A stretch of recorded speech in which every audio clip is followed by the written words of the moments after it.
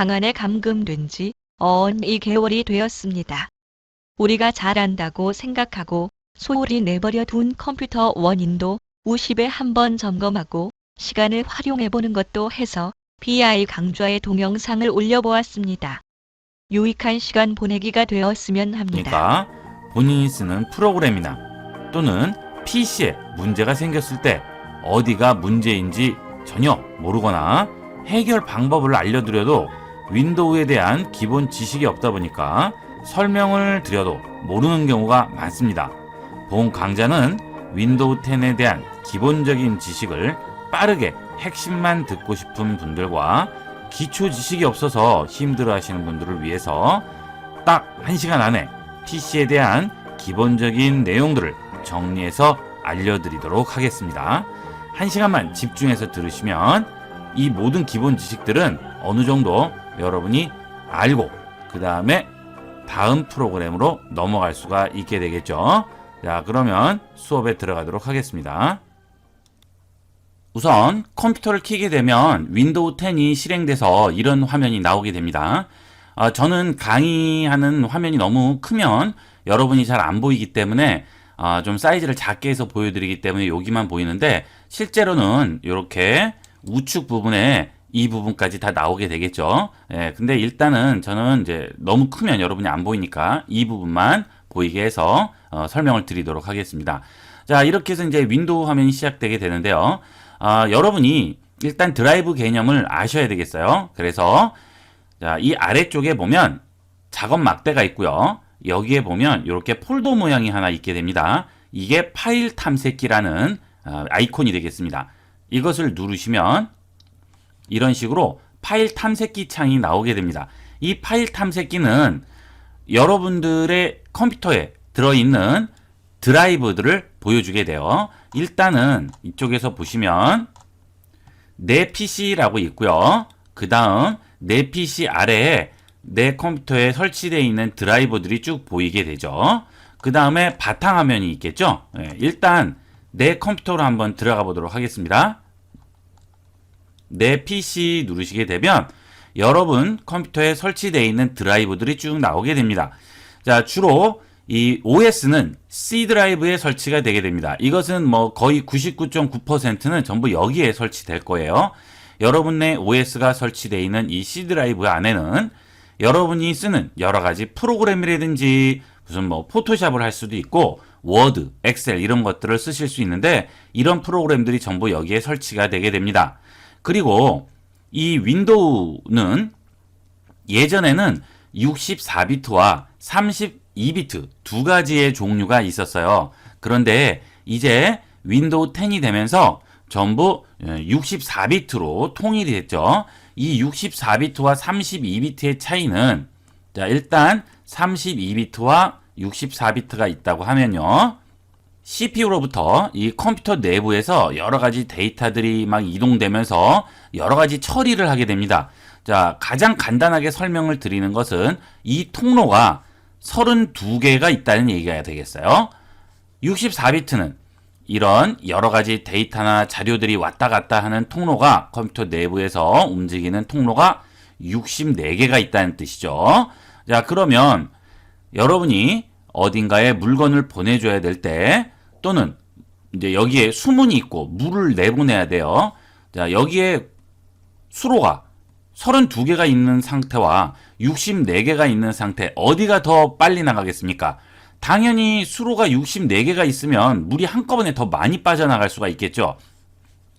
이거는 32개이기 때문에 이거보다는 반으로 줄겠죠. 이게 바로 비트 수가 되겠습니다. 그래서 이 64비트 OS는 이런 통로가 많다는 얘기죠. 그러니까 당연히 32비트보다는 빠르게 되겠습니다. 이론상은 2배가 돼야 돼요. 하지만 실제적으로는 2배는 안 되죠. 그래서 뭐 2배까지는 안 되고 1.5배, 뭐 1.2배 이렇게 될 겁니다.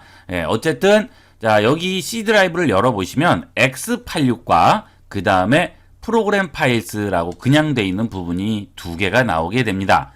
자, 나머지는 이제 윈도우가 있고요. 여러 가지 뭐 필요한 폴더들이 있는데 자, 내가 이 컴퓨터에 설치한 프로그램들은 이 두 개의 설치가 되게 돼요. 요거는 64비트고요. 요거는 32비트 프로그램이에요. 자, 이거는 왜 두 개로 나뉘어지냐 하면 윈도우 10 전에는 32비트와 64비트 OS가 나눠져 있었기 때문에 32비트 전용으로 실행이 되는 프로그램이 있고 64비트 전용으로 실행되는 프로그램이 있습니다. 지금도 마찬가지예요. 새로 만들어지는 프로그램도 32비트용이 있고 64비트용이 있어요. 그런데 OS가 64비트라고 해서 이런 것만 설치가 되게 되면 문제가 이런 프로그램들은 우리가 쓸 수가 없겠죠. 64비트용과 32비트용 두 가지로 보통 프로그램들이 나오게 됩니다.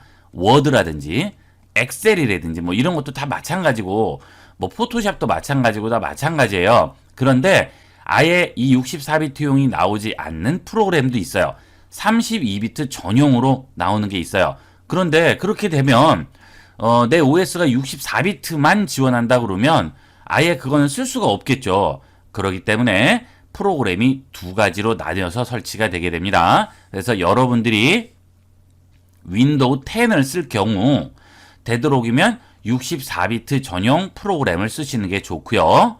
그 다음에 32비트밖에 없다. 그러면 이제 어쩔 수가 없겠죠. 그래서 여러분들이 무슨 프로그램을 설치하실 때 보면 어떤 걸 설치할 거냐라고 물어보게 됩니다.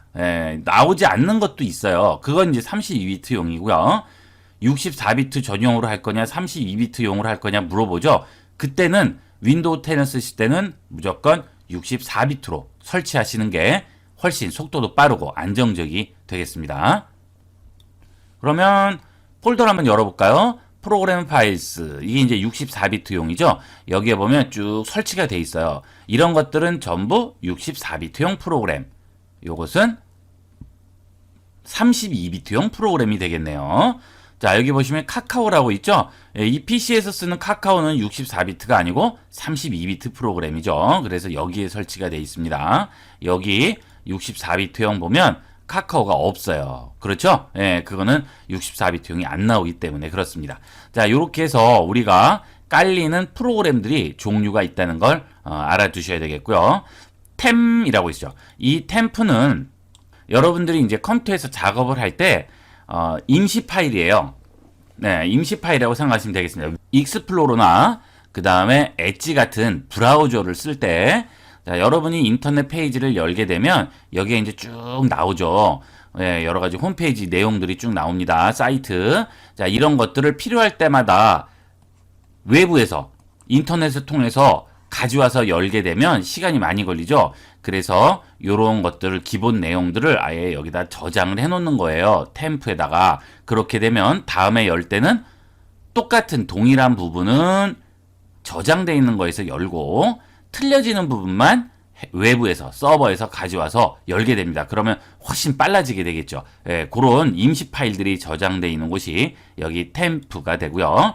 그다음에 이제 윈도우는 이 프로그램 OS가 깔려 있는 그 윈도우가 되겠습니다. 그러면 여기 있는 이 윈도우 폴더 안에 있는 이런 것들을 건드리면 어때요? 큰일 나죠. 여기 있는 것들을 건드리게 되면 OS 자체가 실행이 안 돼서 컴퓨터 시동이 안 됩니다. 그러니까 절대 여기 윈도우 폴더 안에 들어가 있는 것들은 건드리시면 안 되겠어요.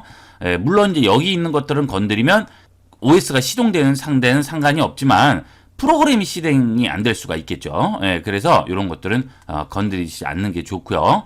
만약에 필요 없는 프로그램을 지워야 된다 그럴 때는 여기서 그냥 지우지 않고 프로그램 제거에 가서 지우게 되겠죠. 자, 그 부분은 이따 제어판 할 때 한번 다시 보도록 하겠습니다. 프로그램이 설치가 되면 자, 어디를 눌러서 찾아갑니까? 여기 있는 시작 버튼을 누르시게 되면 여기에 여러 가지 프로그램이 깔려 있는 게 전부 나오게 되겠죠. 그런데 자, 윈도우 10은 이걸 잘 활용하면 굉장히 편리하게 쓸 수가 있어요. 자, 여기를 이렇게 열어보시면 늘릴 수가 있고 그 다음에 줄일 수가 있죠. 자, 여기에서 위쪽으로도 마찬가지가 됩니다. 다양하게 우리가 조절을 해서 이용할 수가 있어요. 자, 이것을 어떨 때 쓰느냐 하면 프로그램이 여러 개가 깔려 있다거나 또는 윈도우 10은 여러 가지 이제 종류가 많아서 쭉 이렇게 스크롤로 움직이려면 귀찮아요. 이럴 때는 여기 있는 프로그램들을 아예 여기다 빼놓는 겁니다. 이렇게 빼놓으면 훨씬 쉽게 사용할 수가 있겠죠. 예를 들어서 여기 있는 크롬을 여기다가 꺼내놓고 쓰셔야 되겠어요. 그러면 크롬을 클릭한 상태에서 마우스 띄지 않고요. 드래그해서 이쪽에다가 갖다 놓으시면 이쪽으로 빠지게 됩니다. 여기 있는 건 그대로 있어요. 그리고 여기 또 하나가 나오는 겁니다. 자, 이 상태에서 그럼 프로그램이 두 개가 생기는 건가요? 자, 아닙니다. 이것은 전부 가상본이라는 그런 아이콘들이에요. 무슨 얘기냐면 아까 우리가 탐색기에서 C 드라이브 안에 보면 프로그램 파일들에서 여러 가지가 있었죠. 설치된 프로그램들이. 자, 여기에서 보시면 예를 들어서 캠타시라는 이 프로그램을 봤습니다. 그러면 캠타샤 스튜디오 요게 실행 파일이 되겠어요. 여기서 실행을 하면 결국은 얘가 실행되는 게 아니고요. 얘가 이쪽으로 연결돼서 이게 실행이 되는 겁니다. 아시겠죠? 이게 실제 실행 파일이 되겠고요. 그러면 여기 있는 이 파일들은 뭐냐? 다 가상본이라고 생각하시면 돼요. 링크 파일이 되는 거죠. 크롬도 마찬가지입니다. 여기 있는 모든 것들은 전부 가상 파일이에요. 즉 얘네들을 휴지통에 버려도 아무 상관이 없어요. 그냥 여기서 실행하면 돼요. 문제는 이 프로그램을 실행하기 위해서 탐색기에서 C 드라이브로 들어가서 그 다음 또 프로그램 파일스 안에 들어가서 해당 부분에 가서 또 실행을 해야 될 거 아니에요. 이야, 굉장히 복잡해요. 귀찮죠. 그래서 여기에 다 꺼내놓는 거죠. 근데 여기에 있는 것도 찾아가려면 귀찮으니까 아예 여기에 꺼내놓는 거고요. 그 다음 그것도 귀찮다. 그러면 얘를 밖에다 빼놓으시면 됩니다. 예를 들어서 포토샵이다. 그러면 이 포토샵을 클릭, 좌측 버튼이에요. 마우스 드래그해서 바깥으로 뺍니다. 그렇게 되면 자, 여기에 보면 화살표가 이렇게 나오죠. 이것은 무슨 뜻이에요? 가상본이라는 뜻입니다. 여기는 어떻게 연결이 돼서 실행이 되느냐 하면 아까 제가 보여드린 탐색기에 여기에 해당하는 실행 파일이 있어요. 그러면 이 가상본은 얘의 위치를 여기서 기록을 해서 가지고 있는 거예요. 그래서 이걸 더블 클릭하면 얘가 이쪽으로 연결이 돼서 이거를 실행시켜 주는 거죠. 결국은 이거는 그냥 껍데기에 지나지 않아요. 우리가 작업하기에 좀 더 편하게 하기 위한 이 바깥에 빼놓은 것도 마찬가지고 여기 있는 시작 화면에 들어가 있는 것도 동일하다라고 생각하시면 되겠습니다. 그리고 이건 가상본이기 때문에 실제 실행 파일이 아니니까 필요 없으면 어떻게 해요? 들어다가 휴지통에 버리시면 되겠죠. 여기 있는 것들 모두 다 이쪽에다 정리를 해줄 수가 있어요. 그리고 자, 우리가 이제 워드나 이런 오피스 프로그램을 이제 자주 써요. 그럴 때는 이 오피스만 따로 정리를 해서 놔두고 싶어요. 그럴 땐 여기 빈 화면에 자, 새로운 걸 하나 만드는 겁니다. 새로운 구역을 만든다는 뜻이죠. 자, 지금 여기 보면 그래픽, 그 다음에 내 생활 한눈에 보기 있죠? 아, 그래픽에 이 날씨가 들어가 있네요. 그럼 여기다 빼놓을게요. 네, 이렇게 빼놓으면 되겠죠? 위치는 잡아주시면 됩니다. 자, 그러면 여기 새로운 구역을 하나 만들고 싶어요. 뭐에 대한 구역이냐면 우리가 엑셀, 워드 이런 것들을 다 모아놓고 싶은 거죠. 자, 그럴 때는 여기 해당하는 걸 들고 빼서 자, 여기 아무것도 없는 빈 공간에다 얹게 되면 막대가 하나 보이시죠? 그렇죠? 여기 얹으시게 되면 요게 그 이름 지정이라고 나오게 돼요. 자, 요거를 클릭한 다음에 여기다가 오피스라고 써주시면 되겠어요. 오피스. 자, 오피스 써주시고 이제 여기에다가 내가 쓰는 오피스 프로그램들을 다 넣어주시면 되는 거예요. 뭐 워드라든지 엑셀이라든지 그 다음에 파워포인트라든지 이런 것들 전부 여기다가 이렇게 넣어주시면 됩니다. 그 다음 오피스 아웃룩 이렇게 위로 올릴까요? 그 다음에 아웃룩 이렇게 해서 놔주시면 깔끔하게 정리가 되겠죠? 자, 이걸 이렇게 줄이면 위아래로 나오게 되겠죠. 자, 이렇게 해서 뭐 여러분이 이제 여러 가지를 많이 쓰신다면 여기에다 또 정리, 이런 식으로 정리를 다 해주실 수가 있어요. 이거를 잘 활용하면 굉장히 편하니까 잘 이용을 하도록 하세요. 예, 이거 뭐 하실 때마다 막 여기서 이렇게 찾는 분 계시는데, 예, 이건 전혀 이걸 이용을 못 하는 거죠. 이 편리한 기능을 반드시 활용하도록 하세요. 그리고 이 아이콘들 정렬 뿐만이 아니고 이 제목바도 움직일 수가 있어요. 제목바에 마우스 얹고 클릭 드래그 하면 내가 원하는 위치에 이렇게 갖다 놓을 수가 있죠. 이것도 마찬가지로 이런 식으로 배치를 시켜줄 수 있습니다. 아주 편리하게 활용이 가능합니다. 그리고 이번에는 윈도우에 설치되어 있는 기본 프로그램들을 한번 알아보도록 하겠습니다.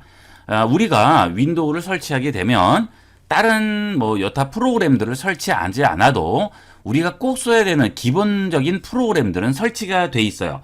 예를 들어서 문서를 작성한다든지, 그 다음에 사진이나 그림을 본다든지, 또는 영상을 본다든지, 인터넷을 한다든지, 이런 것들이죠. 이 이제 가장 컴퓨터에서 쓰이는 가장 기본적인 것들이 되겠죠. 이런 것들을 하기 위해서 아예 처음부터 설치가 되는 기본 프로그램들이 있죠. 뭐 메모장이 있고요. 그 다음에 워드패드가 있죠. 워드패드. 그 다음에 사진이나 그림을 보기 위한 그림판이 있습니다. 그림판에는 윈도우 10이 되면서 그림판 3D도 새로 생겼어요. 그 다음에 영상을 보기 위한 미디어 플레이어라는 게 있죠. 자, 그 다음 인터넷을 쓰기 위해서 엣지라는 게 있죠. 윈도우 10은 이제 엣지가 기본이고 예전 방식의 익스플로러가 있죠. 자, 이렇게 기본적인 프로그램들이에요. 네, 그럼 한번 볼까요? 자, 일단 메모장과 워드패드를 한번 보도록 하면요. 여기를 눌러서 쭉 가셔서 이건 이제 이쪽으로 안 빼놨어요. 여기 보시면 윈도우 보조 프로그램이라고 있습니다. 여기에 보시면 워드패드와 메모장이 있죠. 자, 메모장부터 한번 보면요. 이 메모장은 간단하게 우리가 문서를 작성을 할 수가 있어요. 여기서는 여러 가지 복잡한 건 할 수 없고 가장 간단한 글꼴 조정만 가능합니다. 물론 이제 여기서 엔터 쳐서 또 쓰고 이렇게 쓰게 되겠지만 어쨌든 복잡한 건 못하고 가장 기본적인 것만 할 수가 있어요. 그리고 여기서 파일을 저장을 할 때는 확장자가 txt로 붙습니다. 이 txt는 문서 표준이라고 보시면 되겠죠. 이 txt로 저장되어 있는 파일 뭐뭐뭐.txt 확장자가 txt죠. 이걸로 저장되어 있는 파일은 전 세계 어디를 가져가도 다 열리게 되겠습니다. 예. 워드는 어때요? 우리 MS 워드나 HWP는 어때요? 이 프로그램이 깔려 있지 않으면 볼 수가 없죠. 예, 이것은 반드시 이 프로그램에 깔려 있어야 됩니다. 한글이나 워드가. 하지만 이 txt 파일은 아무 데서나 열린다. 자, 간단하게 한번 테스트를 한번 해볼까요? 여기다가 테스트라고 쓰고요. 테스트라고 쓰고 txt를 바탕화면에다가 저장을 하도록 하겠습니다. 그러면 이렇게 저장이 됐죠? 브라우저를 열고 자, 텍스트 파일을 들어다 얹으면 이렇게 나와요, 바로. 그죠? 예, 다 볼 수가 있다는 얘기죠. 그런데 이 텍스트 파일을 브라우저에 얹어서 볼 때는 이 브라우저가 크롬일 때만 가능합니다. 예, 엣지나 이런 거는 안 열려요. 안 열리고 크롬만 가능하죠. 예, 그래서 크롬을 이용해서 이런 txt 파일은 확인을 해보시면 되겠고요. 자, 그 다음에 다시 또 자, 여기 워드의 보조 프로그램 보면 여기는 워드패드라고 있죠. 이 워드패드는 마이크로소프트에서 만들었기 때문에 서로 좀 호환이 됩니다. 워드 같은 거랑은. 여기는 좀 더 여러 가지로 조절이 가능하죠. 뭐 서체라든지 크기라든지 정렬이라든지 사진도 얹을 수가 있어요. 여기에 간단한 사진도 얹을 수 있고 개체 삽입 다 여러 가지가 가능하게 됩니다. 자, 이런 자세한 내용은 이 워드패드 부분만 따로 한번 보시도록 하세요. 이번에는 이제 윈도우 10의 기본적인 사용 방법들을 알려드리는 거기 때문에 이런 것 내용까지는 하지 않도록 하겠습니다.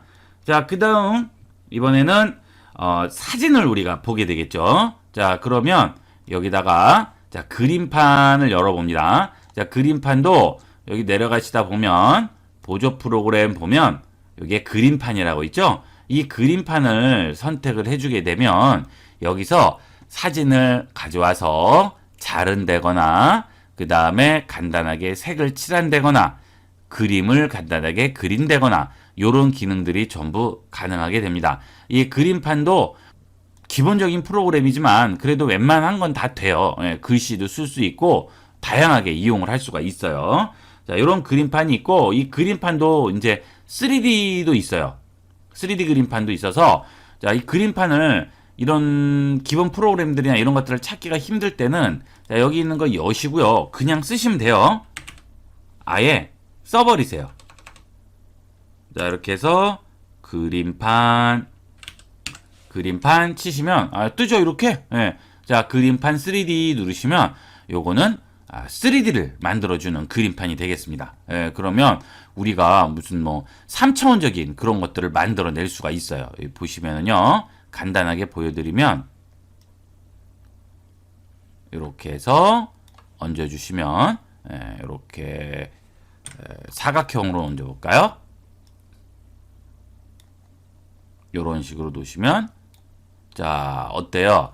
우리가 이런 식으로 입체적인 걸 만들 수가 있죠. 이런 3D 그림판이 있습니다. 이런 것들은 이제 조금 복잡하니까 이런 부분은 따로 공부를 좀 하시기를 권합니다. 자, 그 다음에 우리가 영상 같은 걸 실행을 하면 뭐가 나와요? 보통 뭐 미디어 플레이어를 이제 많이 기본적으로 쓰는데 미디어 플레이어는 이쪽으로 가시다 보면 자, 윈도우 보조 프로그램이 있는 부분에 가시다 보면 여기에 미디어 플레이어라고 있죠. 자, 이 미디어 플레이어를 이용을 해서 쓰시는데 보통 이제 이거는 잘 안 쓰죠. 이 미디어 플레이어는 잘 안 쓰고 주로 뭘 씁니까? 곰 플레이어 많이 쓰죠. 그래서 여러분들도 곰 플레이어로 쓰시는 게 좋을 거예요. 왜냐하면 코덱 같은 것도 다 깔리고 하니까 복잡하게 신경 안 쓰셔도 되겠습니다. 이 곰 플레이어는 여기 엣지 같은데 이 브라우저에 들어가셔서 네이버에서 곰 플레이어 치시면 나와요. 자, 여기 들어가셔서 곰 플레이어 치시면 다운로드 해서 이렇게 뜨죠? 여기 들어가서 하시면 되겠어요. 아니면 곰랩에 직접 여기서 이제 다운로드 받으셔도 되고 곰랩으로 직접 들어가셔서 이 사이트에 가서 직접 받으셔도 되겠습니다. 그러면 뭐 거의 웬만한 건 다 우리가 볼 수가 있겠죠. 자, 그 다음에 여러분이 조금 이제 복잡한 부분인데 탐색기에서 C 드라이브 들어가신 다음에 프로그램 파일 들어가시게 되면 여기에 보시면 익스플로러가 있어요. 이 익스플로러가 있고 그 다음에 여기 보시면 엣지가 있죠. 이 엣지와 이 익스플로러의 차이는 이것은 이제 옛날 거기 때문에 이 익스플로러는 예전 웹사이트 같은 데는 이걸로만 열리는 데가 있습니다. 그렇기 때문에 이걸로는 안 열리는 경우가 있어요. 예를 들어서 자, 엣지로 들어갔어요. 엣지 새로 나온 브라우저죠. 여기서 교보문고로 한번 들어가 볼게요. 자, 교보로 들어가면 어때요? 기술적인 문제가 발견했습니다. 이렇게 하고 어때요? 안 열리죠? 자, 이럴 때는 익스플로러로 들어가셔야 돼요. 그럼 여기에 이제 열기라고 해서 나와서 이걸 누르면 익스플로러가 실행이 됩니다. 이 두 개는 브라우저가 틀리는 거예요. 아예 별개의 브라우저가 되겠습니다. 즉, 교보문고는 여기서는 못 연다는 얘기죠. 자, 이해 가시겠죠? 자, 그러기 때문에 익스플로러는 여기 있으니까 그냥 실행을 하면 되는데 자, 이 사이트는 교보문고는 친절하게 이 저절로 이제 익스플로러를 실행해서 열어주지만 그게 안 되는 데도 있어요. 아예 이런 거 없이 그냥 실행이 안 되고 무슨 뭐 프로그램 다운을 받는다거나 뭐 이런 것도 아예 안 되고 작동이 안 돼 버리는 수가 있어요. 열리기는 열리는데 자, 그럴 때는 반드시 익스플로러로 해서 다시 한번 해보시면 좋겠죠. 그래서 우리가 이제 보통 크롬도 쓰시는데 익스플로러도 필요합니다. 그런 건 어쩔 수가 없어요. 그래서 익스플로러를 아예 빼놓는 거죠. 할 때마다 들어갈 수 없죠. 실행하기도 귀찮고, 그죠? 자, 그러니까 자, 여기에 오셔서 익스플로러 들어가신 다음 여기는 익스플로러를 우측 버튼을 누르시고요.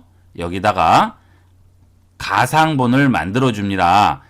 바로가기 만들기 있죠? 요게 이제 가상본인데 이것을 시작 화면의 고정으로도 줄 수 있어요. 자, 그러면 어떻게 될까요? 해볼까요? 그 다음 시작 버튼 누르면 자, 이쪽에 익스플로러가 뜨죠. 자, 아시겠어요? 내가 실행 파일의 우측 버튼을 클릭해서 시작 화면에다가 고정을 주면 바로 여기에 생기고요. 아니면 여기서 바로 가기 만들기를 주면 바탕 화면에 생기게 됩니다. 요렇게. 아시겠죠? 그러면 두 개를 아예 이렇게 만들어 놓으면 엣지에서 실행 안 되는 건 익스플로러에서 쓰시면 되겠고요. 그죠? 그 다음에 익스플로러에서 안 되고 엣지에서만 되는 게 있고 또 크롬에서만 또 잘 되는 게 있어요. 그래서 되도록이면 브라우저는 크롬, 엣지, 익스플로러 세 개를 쓰시기를 권합니다. 크롬은 어디서 받아요? 구글에서 받으시면 되겠죠. 자, 구글 한번 가볼까요? www.google.com 여기 구글에 가시면 되겠습니다. 자, 여기 구글에 가셔서 프로그램을 다운받으시면 돼요. 자, 이 구글로 들어가시면요. 자, 요런 화면이 나오죠. 자, 여기를 눌러요. 누르시면 쭉 보시면 뭐 여러 가지가 나오게 되는데 여기서 더보기를 누르셔서 제품 모두 보기를 다시 한번 누르겠습니다. 자, 그 다음에 제품 모두 보기에 보시면 여기에 크롬이라고 나오게 됩니다. 이 크롬을 찾으셔야 되겠죠. 자, 이쪽에 있네요. 여기 그죠? 이 크롬을 누르시면 이 크롬을 다운을 받으실 수가 있습니다. 다운로드해서 설치를 해주시면 돼요. 그러면 이런 식으로 크롬 브라우저와 익스플로러와 엣지는 여기 이미 나와 있으니까 뭐 상관없죠. 그죠? 이것도 같이 꺼내 놓으려면 들고 바깥으로 이렇게 빼놓으면 되겠죠. 이 세 가지를 다 같이 이용을 하시는 게 좋을 거예요. 어떤 데는 인터넷 뱅킹이 여기만 되는 데도 있고 또 어떤 데는 여기도 돼요. 또 어떤 거는 뭐 다운을 받아야 되는데 여기서는 자꾸 깨지는데 크롬에서만 또 되는 경우도 있어요. 그래서 되도록이면 세 가지를 동시에 놓고 이용하시기를 권합니다.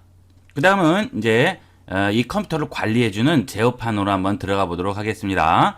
자, 이 시작 버튼을 누르시면요. 저는 이제 아예 꺼내놨지만 여러분은 안 나와 있을 거예요. 자, 그럴 때는 윈도우에서 자, 여기 시스템 보시면 제어판이라고 있죠? 이 제어판을 여기다가 이제 꺼내 놓으시면 좋겠어요. 이거는 이제 자주 쓰이니까 꺼내 놓고 쓰시면 편리하게 쓸 수 있습니다. 자, 여기에 가시게 되면 이 컴퓨터에 대한 모든 관리를 이제 여기서 해주게 됩니다. 처음으로 이제 제일 중요한 부분 프로그램 제거가 되겠어요. 자, 요거 실행을 해보면요. 누르면 이렇게 나오게 되겠죠. 내 컴퓨터에 깔려 있는 모든 프로그램들은 전부 여기에 보여지게 됩니다. 자, 내가 깔아놓은 건데 쭉 나와요. 안랩, 세이프, 트랜잭션, 그 다음에 애니사인. 자, 이런 것들은 다 뭘까요? 그 다음에 또 밑으로 내려가면 또 뭐 있어요. 여기에 보시면 여기 아크 애니. 자, 그 다음 엔프로텍트, 그 다음에 베라포트. 자, 이런 것들은 다 뭐냐면 여러분들 인터넷 뱅킹 하시죠? 그 다음에 인터넷 쇼핑 하시죠? 그거 쓸 때 깔리는 것들이에요. 그런데 이런 것들이 문제는 컴퓨터의 용량과 속도를 많이 잡아먹는 주범들이 되겠죠. 작업만 주로 하고 이 인터넷 뱅킹이나 인터넷 쇼핑을 안 하시는 분들은 아예 이런 것들을 다 지워버립니다. 그래서 작업용 콤에는 이런 걸 아예 안 깔아놓는 분도 있어요. 근데 이제 우리는 일반적으로 쓰실 때는 다 쓰시니까 이런 것들은 뭐 잘 안 쓰시면 아예 지워버리도록 하세요. 이런 것들 안랩, 세이프, 트랜잭션, 애니사인 뭐 이런 것들을 전부 지워버리면 훨씬 속도가 빠르고요. 그렇다고 해서 아무거나 지우시면 안 됩니다.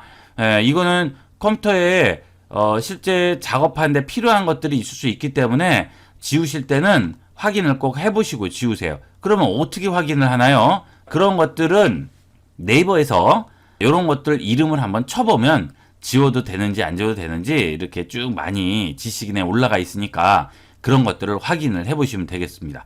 저도 가끔 보면 생소한 게 가끔 있어요. 그런 것들은 지워도 되나? 이렇게 할 때는 네이버에서 한번 검색도 해보고 합니다. 그러니까 여러분들도 그렇게 이용을 하시면 되겠죠. 자, 이렇게 해서 프로그램을 제거를 해줄 수 있습니다. 설치, 제거. 그 다음에 안 쓰시는 것들은 제거를 해주는 게 좋겠죠. 예를 들어서 뭐 이런 CC 클리너를 설치를 했는데 나 잘 안 써요.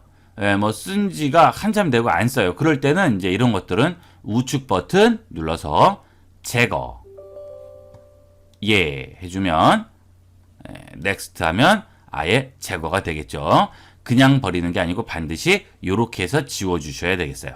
피니시 그러면 깔끔하게 지워지게 됩니다.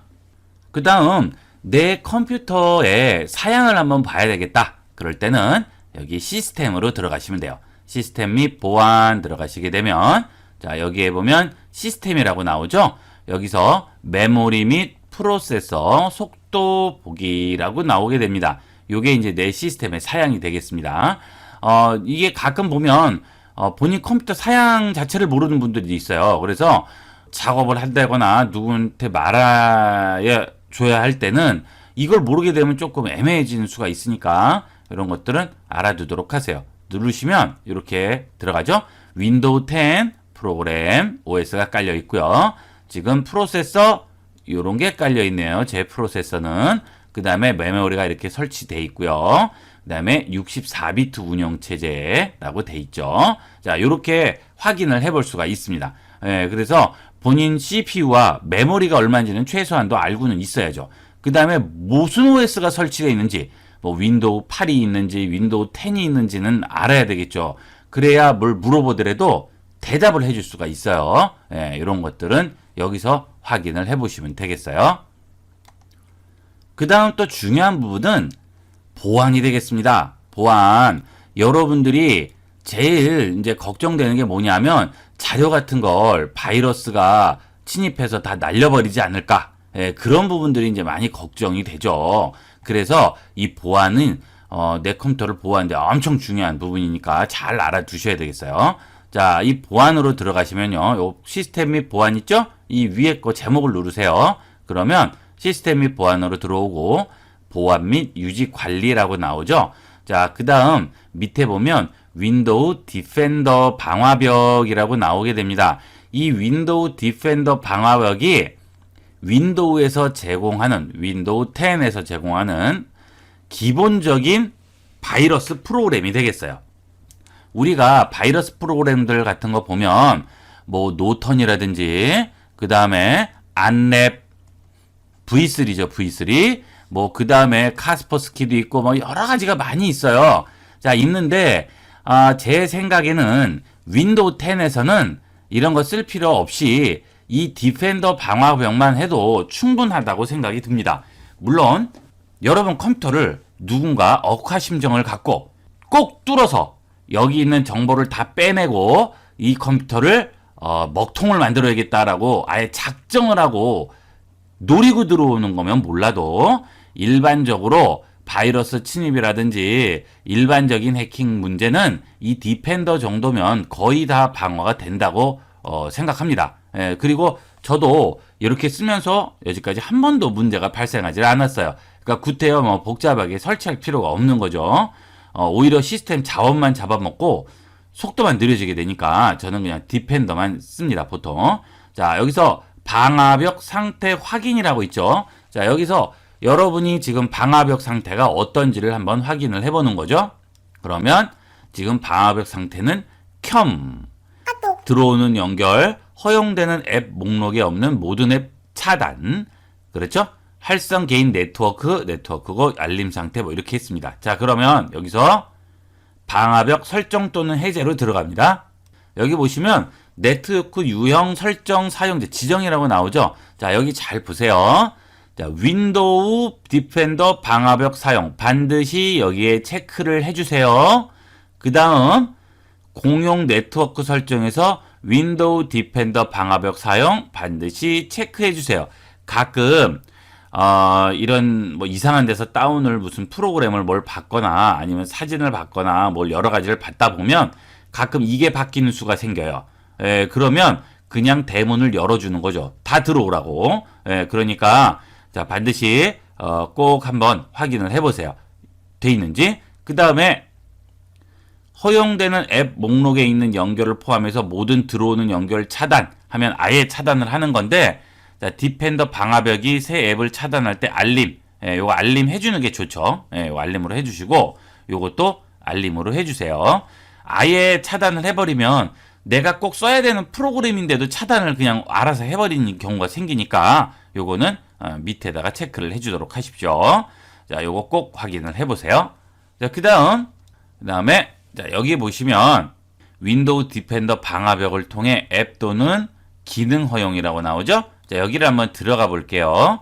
자, 여기에 보시면 자, 여기 있는 프로그램들은 전부 인터넷상에서 통신이 돼야 되는 프로그램들이에요. 예를 들어서 윈도우 클라우드라든지 이런 것들은 이제 윈도우 자체 프로그램이고요. 아크로벳, 저는 이제 어도비 이런 것들 쓰니까 깔려 있는데, 자, 안랩, 세이프 이런 것들은 전부 인터넷으로 연결이 돼서 이 회사들 서버랑 연결이 돼 있어야지만 실행이 될 수 있는 프로그램들입니다. 그래서 얘네들은 계속 인터넷으로 연동을 시키면서 왔다 갔다 한단 말이에요. 그런데 막아버리면 어떻게 되겠어요? 내 컴퓨터에서 이걸 차단을 시켜버리면 이 프로그램들은 실행을 할 수가 없어요. 전부 실행이 안 되는 겁니다. 그래서 실행을 안 할 거면 상관이 없죠. 그런데 아니면 이게 허용을 해줘야 되겠죠. 그래서 가끔 여러분들이 프로그램을 실행했는데 꼭 써야 돼요. 근데 방화벽 때문에 안 된다 하면 여기 와서 확인을 해보세요. 여기서 제어판에서 디펜더 방화벽을 통해 앱 또는 기능 허용 들어가셔서 여기서 그 프로그램이 여기에 체크가 돼 있는지 허용을 해 주었는지 안 했는지를 확인을 해야 되겠죠. 그런데 보면 가끔 쓸데없는 게 허용으로 돼 있는 경우가 있습니다. 그런 것들은 허용을 안 한다고 해놔야죠. 이런 것들 보시면 여기는 없어요. 근데 저는 지금 엑스박스 연결을 안 해놨는데 여기 엑스박스 이렇게 돼 있죠. 이런 것들은 필요 없으니까 이런 것들은 꺼버리면 돼요. 이렇게 저는 게임기가 없기 때문에 필요가 없어요. 그러면 이건 다 끄는 거죠. 엑스박스. 자, 이런 식으로 해서 우리가 해당하는 프로그램이나 이런 것들을 이용하게 되고요. 드래곤 매니아 레전드, 저도 이제 이런 인터넷 게임은 안 쓰기 때문에 이것도 빼버리는 거죠. 끄는 거예요. 엠파이어, 군주전쟁 이거 저 안 하거든요. 그럼 꺼요. 이런 식으로 필요 없는 것들은 꺼버리시면 된다. 그러면 통신을 안 해도 위험성이 좀 떨어지는 거죠. 제일 위험성이 없는 건 뭐예요? 이거 다 꺼버리는 거예요.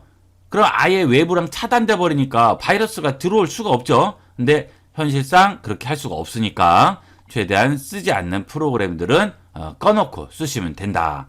자, 이렇게 해서 우리가 방화벽 부분을 한번 살펴봤습니다.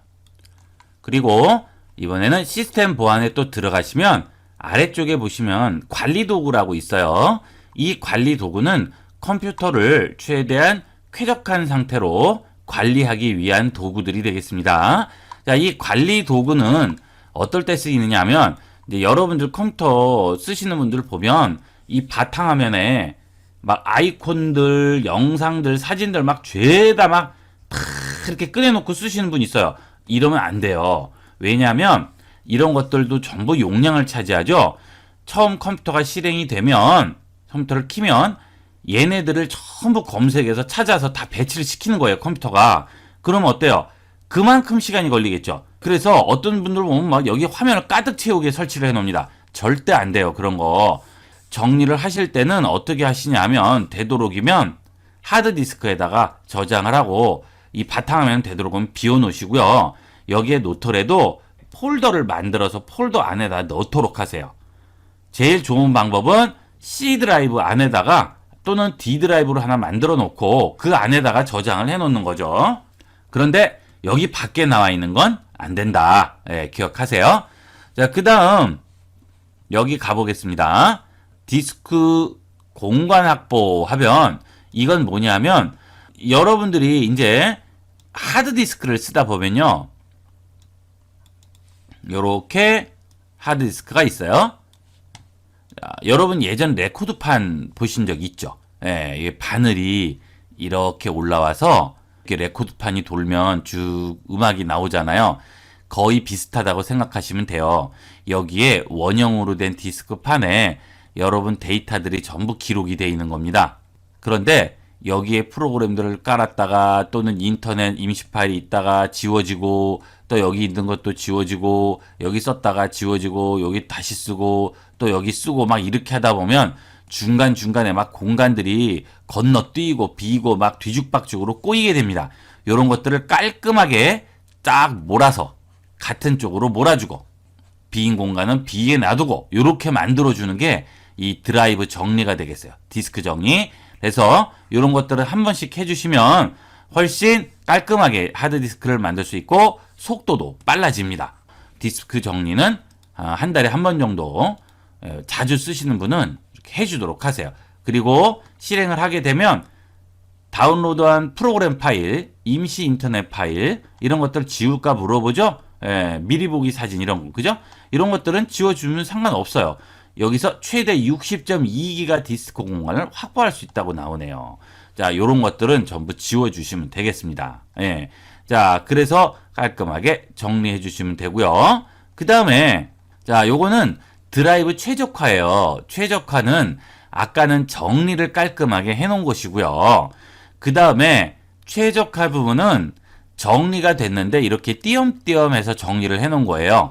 예, 여기에 막 자질구레하게 있는 것들을 딱 깔끔하게 모아서 여기다 딱 올려주고 또 막 여기에 널려져 있는 것들을 깔끔하게 여기에서 올려주고 예, 그러다 보니까 창고가 있는데 여기에 한 덩어리 한 덩어리 한 덩어리 한 덩어리 이렇게 깔끔하게 모으긴 했지만 이게 다 띄엄띄엄 떨어져 있고 하니까 동선이 복잡해요. 그래서 얘네들을 어떻게 하느냐 딱 이 화면에 해서 이 드라이브 안에 이렇게 딱 구역으로 아예 딱 모아주는 거죠. 그러면 동선이 여기만 왔다 갔다 하면 되죠. 자, 이 디스크도 마찬가지예요. 하드디스크도 저장할 때 왔다 갔다 읽어야 되는데 띄엄띄엄 있으면 읽고 지나가고 또 읽고 하는데 이런 거는 한 번에 싹 읽을 수가 있습니다. 그래서 이렇게 한 번씩 저장을 해주시는 게 좋아요. 실행을 해서 자, C 드라이브다. C가 제일 중요하죠. 왜냐하면 이거는 OS가 실행되는 가장 기본 드라이브이기 때문에 그렇습니다. 이거를 누르고요. 최적화를 해줍니다. 그러면 깔끔하게 최적화를 해주죠. 이런 것들은 보통 최적화는 뭐 자주 쓰시는 분은 자주 하겠지만 보통 한 뭐 보름에서 한 달에 한 번 정도는 꼭 해주시는 게 좋아요. 저 같은 경우는 이제 SSD가 깔려 있어서 SSD라고 나오죠. 이거 반드시 최적화는 꼭 해주도록 하세요. 쾌적하게 쓰실 수 있습니다. 그리고 네트워크를 한번 보도록 할까요? 화면을 좀 우측으로 옮겨 보겠습니다. 자, 이렇게. 자, 여기에 보시면 이 부분이 네트워크 부분이 되겠어요. 이 네트워크 부분에서 이 컴퓨터에 지금 외부 연결 상황을 어떻게 되어 있는지 다 보여주게 됩니다. 자, 여기 한번 눌러볼까요? 눌러보면 네트워크 연결됨이라고 나오죠. 자, 이 네트워크 연결됐다는 것은 내 네트워크에 문제가 없다는 뜻이에요. 만약에 자, 여러분이 인터넷을 하는데 잘 안 돼요. 자꾸 끊어지고 없는 페이지라고 나오고 합니다. 그러면 여기를 한번 눌러보세요. 눌렀는데 연결됨이라고 돼 있는데 잘 안 되면 자, 여러분 컴퓨터에 뭔가 문제가 있는 거고요. 만약에 문제가 있어서 연결이 안 돼요. 그러면 어떻게 나올까요? 제가 네트워크 연결을 한번 끊어봤습니다. 자, 보면 여기 어때요? 느낌표가 하나 나오죠? 예, 표시판 같이 해서 느낌표 하나 뜨죠. 그죠? 이게 지금 연결이 끊어졌다는 뜻이죠. 예, 그리고 눌러보면 인터넷 연결 안 됨이라고 나오게 됩니다. 이거는 네트워크에 문제가 있는 거죠. 그럼 여러분 컴퓨터가 아니고 공유기나 아니면 여러분 집에 들어오는 인터넷 선에 문제가 있다는 뜻이 되겠습니다. 그래서 인터넷 연결이 안 될 때는 꼭 여기를 한번 확인을 해보도록 하세요. 느낌표 나오면 무조건 문제 있는 거고 들어갔을 때 연결이 안 돼 하면 이거는 이제 무조건 문제가 100%니까 공유기를 확인해 보시고 그래도 문제가 없으면 통신회사에 이제 전화를 해야 되겠죠. KT나 SK나 인터넷 통신회사에 전화해서 연결 확인을 부탁을 해야 되겠습니다. 자, 이렇게 해서 인터넷 연결 확인을 해주시면 되겠어요. 이번에는 바이러스 검사를 한번 보도록 하겠습니다. 자, 여러분 컴퓨터가 갑자기 이유 없이 느려진다든지 프로그램들이 자꾸 가다가 꺼진다든지 이럴 경우에는 바이러스를 한번 의심해 볼 필요가 있겠죠. 자, 그럴 때는 여기 있는 아이콘, 숨겨진 아이콘을 누른 다음에 자, 여기에 보시면 윈도우 디펜더 작업 아이콘이 있습니다. 자, 이쪽으로 들어오셔가지고요. 바이러스 위협 방지 오신 다음에 여기서 검사를 합니다. 그러면 자, 지금 검사해주면 여러분 컴퓨터로 쭉 한번 검사를 해줘요. 그래서 위협 소지가 있는지 바이러스가 설치되어 있는지 이런 것들을 확인을 해주는 거죠. 이렇게 해서 해주시면 여러분 상태가 어떤지 확실하게 알 수 있고 설정도 가능하게 됩니다. 자, 그 다음에 이거 말고 여러분이 이제 USB나 뭐 외장이나 이런 거를 이제 꽂아놨는데 거기서 알아보는 방법을 한번 볼까요? 자, 여러분이 이제 탐색기를 한번 열어볼게요. 여기서 예를 들어 이 USB를 꽂았어요. 그런데 이 USB에 문제가 있을지 없을지 잘 모르겠어요. 예, 이거는 이제 뭐 PC방에서도 꽂고 뭐 여기저기서 꽂았던 거라 좀 그렇습니다. 그럴 때는 해당하는 이 예를 들어서 USB다. 그러면 USB를 누르시면 안 돼요. 여기서 이 루믹스를 눌러버리면 이게 떠버리죠. 그럼 벌써 바이러스가 있을 경우에는 나와버리는 겁니다. 그러니까 절대 내 PC만 누른 상태에서 자, 해당하는 거를 왼쪽에서 누르시면 안 돼요. 여기서는 누르면 뭐 보이는 게 없으니까 더블 클릭하지 않는 한은 하지만 여기서 눌러버리면 어때요? 아예 열려버리죠. 그러면 이제 바이러스가 심어져 있을 경우에는 내 컴퓨터로 들어오는 겁니다. 그러니까 여기서 내 PC를 누른 다음에 여기서 다른 거 하지 마시고 이 USB의 우측 버튼을 누르세요. 그 다음 쭉 가시다 보면 윈도우 디펜더로 검사를 하고 있죠. 자, 이 윈도우 디펜더로 검사를 하면 바이러스 프로그램을 검사를 해주게 됩니다. 이 USB만. 좀 전에 한 것은 내 컴퓨터를 다 하는 것이고 이거는 USB만 검사를 해줘요. 자, 검사해 볼까요? 그러면 엄청 빨리 하죠. 간단하게 하죠. 예. 안 그러면 아까 같이 해버리면 시간이 많이 걸려요. 내 컴퓨터 다 해야 되니까. 그죠? 근데 내 컴퓨터에 뭐 다른 거 한 일이 없을 경우에는 얘만 검사를 해주면 되니까요. 그죠? 아주 간편하게 우리가 해당하는 것만 쓸 수 있고 그 다음에 파일도 가능합니다. 이 파일에 바이러스가 숨겨져 있을 수도 있죠. 자, 그럴 때는 우측 버튼 디펜더로 검사. 지금 검사. 그러면 이렇게 쭉 검사를 해주게 됩니다. 자, 그런데 이제 이것은 내 컴퓨터 전체 해주는 거니까 요것만 해주는 게 아니죠. 자, 요렇게 해서 우리가 잡아주게 되겠습니다. 자, 이렇게 하면 우리가 이제 바이러스까지 쭉 한번 살펴봤어요. 이렇게 해서 윈도우의 기본 내용들을 한번 알아봤고요. 그 다음은 윈도우에 자주 쓰이는 단축키들을 한번 알아보도록 하겠습니다. 윈도우 10에는 작업의 효율성을 높여주는 여러 가지 단축키들이 있습니다. 이번 시간에 배울 이 단축키들은 잘 여러분이 모르지만 아주 다양한 곳에 쓰일 수 있는 유용한 단축키들입니다. 한번 보도록 하겠습니다. 일단 캡처 기능인데요. 우리가 캡처 기능에 대해서 한번 알아봤었죠. 자, 이 시작 메뉴에 들어가서 캡처 치면 나오는 단축키가 있었어요. 캡처 도구. 자, 그런데 이건 실행을 해야 되고 뭐 여러 가지 또 들어가야 되고 하죠. 귀찮나요? 그래서 어떤 단축키를 쓰냐 하면 윈도우 키 있죠? 키보드에 윈도우 키가 보입니다. 윈도우 키 누르고요. 그 다음에 쉬프트를 누릅니다. 그 다음 S를 누르게 되면 화면이 이렇게 딤드가 되면서 내가 드래그한 구역이 캡처가 되게 되겠죠. 이런 식으로. 자, 그리고 그 캡처된 것은 어디에 저장돼요? 클립보드에 저장되죠. 그러면 여러분들이 포토샵이라든지 이런 그래픽 프로그램 또는 그림판 같은 곳에서 그것을 실행해서 볼 수가 있게 되겠습니다. 이게 바로 캡처 기능이 되겠고요. 자, 그 다음에는 폴더명 바꾸기가 있습니다. 자, 폴더명은 우리가 이제 새로운 폴더를 하나 만들어요. 우측 버튼 누르고 새 폴더 하나 만들죠. 그러면 이 새 폴더에서 이름을 바꿀 때 클릭을 하고 잠시 기다리면 반전이 되면서 자, 여기에다가 이제 이름을 쓰게 되는데요. 이게 굉장히 귀찮죠. 그래서 아주 쉽게 빨리 바꿀 수 있는 단축키가 있습니다. 자, 선택을 하시고 F2 있죠? 키보드 상단의 F2 키를 누르시면 바로 바뀌게 됩니다. 자, 시간 절약이 많이 되겠죠? 작업의 효율성도 많이 높여줄 수가 있습니다. 이것도 잘 기억을 해놓도록 하세요. 그 다음은 로그아웃 기능인데요. 우리가 이제 작업을 하다가 잠시 자리를 비울 때나 그럴 때 이제 로그아웃을 하게 됩니다. 이 전원 버튼을 누르고 여기서 시스템 종료나 다시 시작 이런 거 하지 말고 이제 로그아웃 같은 걸 하게 되겠죠. 이 로그아웃을 하게 될 때 단축키를 이용합니다. 자, 윈도우 키 누르시고요. L 버튼 누르게 되면 바로 이렇게 로그아웃이 되게 되겠죠. 그러면 딴 사람이 내 컴퓨터에 접속을 하려면 이 암호를 알아야 되죠. 그죠? 그러니까 그렇지 않으면 들어갈 수가 없어요.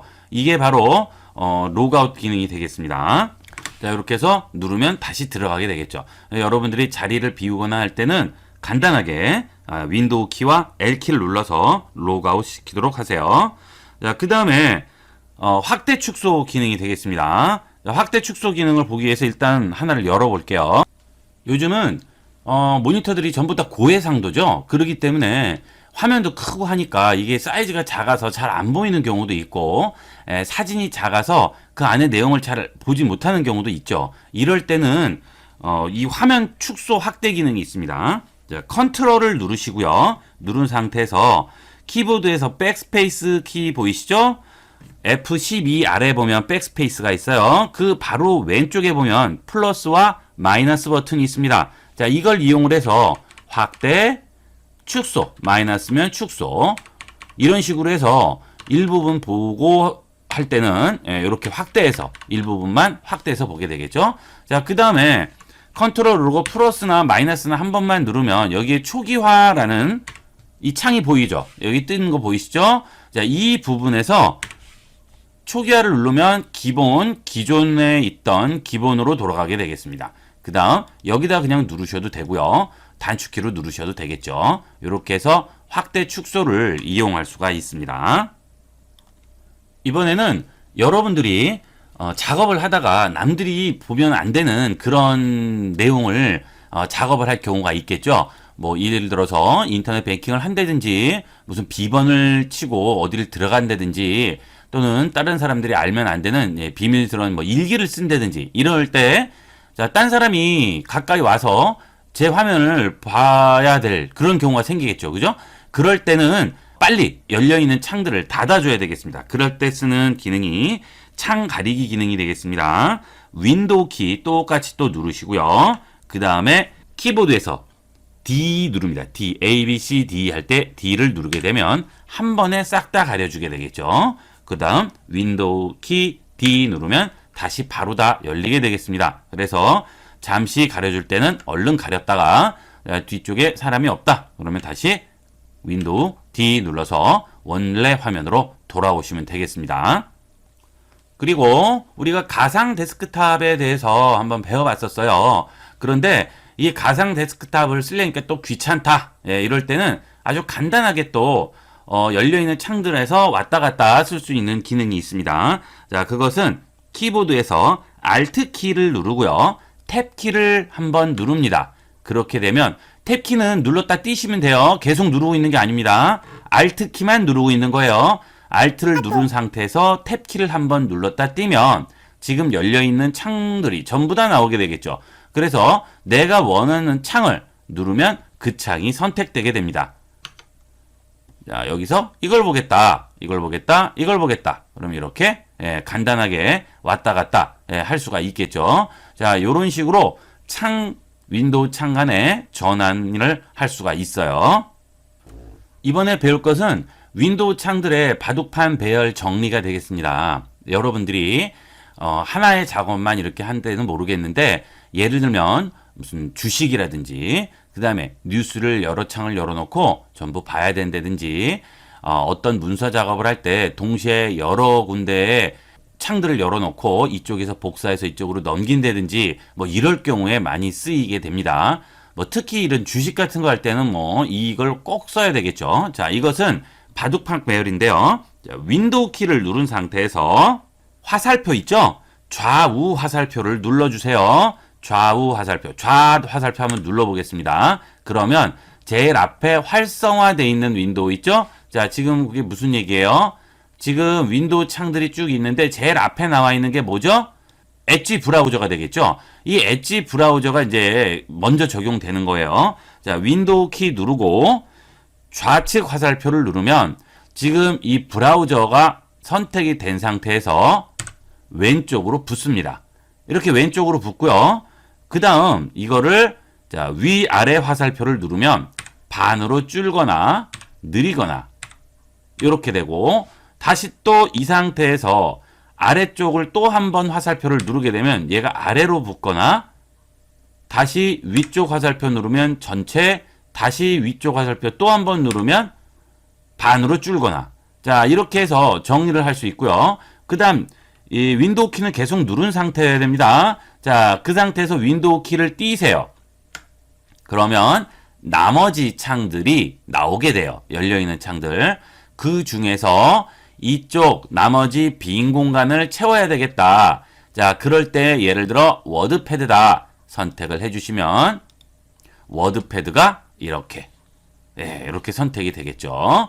자, 그 다음 다시 윈도우 키 누르시고요. 자, 이거 화살표를 위쪽으로 또 눌러줍니다. 그렇게 되면 아래쪽이 빈 공간이 되니까 다시 또 여기에 여러 가지 열려있는 창들이 나오게 되겠죠. 이 상태에서 자, 아까는 마우스로 클릭을 했는데 이제 마우스로 클릭을 안 하고 화살표로 한번 옮겨 볼게요. 그러면 자, 선택 프레임 박스가 나오죠. 하얀색으로. 그죠? 여기서 내가 원하는 창을 선택을 한 다음 엔터키를 치시면 그 창이 나머지 공간을 채워주게 되겠습니다. 자, 그러면 여기는 어떻게 할까요? 여기는 다시 또 이 창을 선택을 해주게 되겠어요.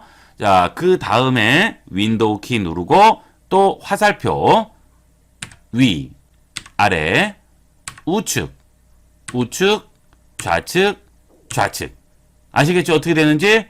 그 다음 자, 화살표를 위쪽으로 한번 누르고 윈도우 키 띄워줍니다. 그러면 나머지 창들이 나오게 되고요. 그 중에서 필요한 부분은 선택해서 인공지능 로봇이 사람의 일자리를 대신할 것이라는 예측이 나오고 있습니다. 와, 이런 미래에 그 다음은 단축키 외우는 거 이런 거 귀찮다. 그냥 마우스로 하면 안 되냐. 자, 그런 분들은 여기에 윈도우 창 잡는 부분 있죠? 여기를 잡고 좌측으로 붙여요. 그러면 자, 이렇게 투명 창이 하나 나오죠? 그러면 전체가 되고 자, 우리가 단축키로 했던 거와 똑같은 상황이 나오게 돼요.